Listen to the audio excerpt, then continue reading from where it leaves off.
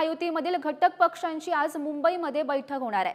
लोकसभा निवडणुकीतील निकालावर चर्चा होणार आहे। चंद्रशेखर बावनकुळे यांच्या निवासस्थानी या बैठकीचं आयोजन करण्यात आलेलं आहे। महत्त्वाची बातमी, बैठकांचं सत्र एक प्रकारे सुरू असल्याचं पाहायला मिळत आहे। महायुतीमध्ये सुद्धा सध्या खलबत सुरू असल्याचं पाहायला मिळत आहे आणि या संदर्भात माहिती देत आहेत आमचे प्रतिनिधी ओम देशमुख सध्या आपल्या सोबत आहेत। ओम, महत्त्वाची बातमी, महायुतीच्या गोटातून आज घटक पक्षांची मुंबईमध्ये बैठक पार पडणार आहे। नेमकं काय घडण्याची शक्यता आहे?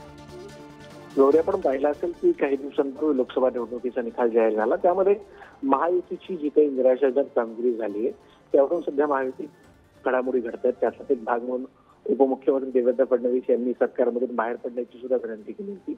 या घटनेत जसे दिल्लीत पडसाद उमटत आहेत तसे ते महाराष्ट्रात देखील उमटत आहेत। महायुतीमध्ये सुद्धा या सगळ्या विधानावरून आणि भूमिकेवरून मोठी खळबळ माजली आहे।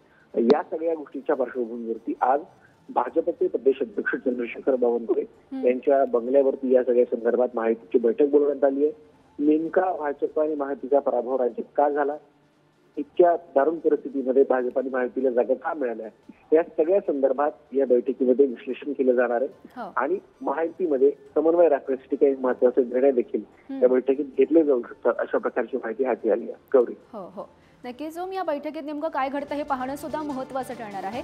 या सर्व घडामोडींवर असंच लक्ष ठेवून राहा। तुर्तास धन्यवाद दिलेल्या या सविस्तर माहितीसाठी।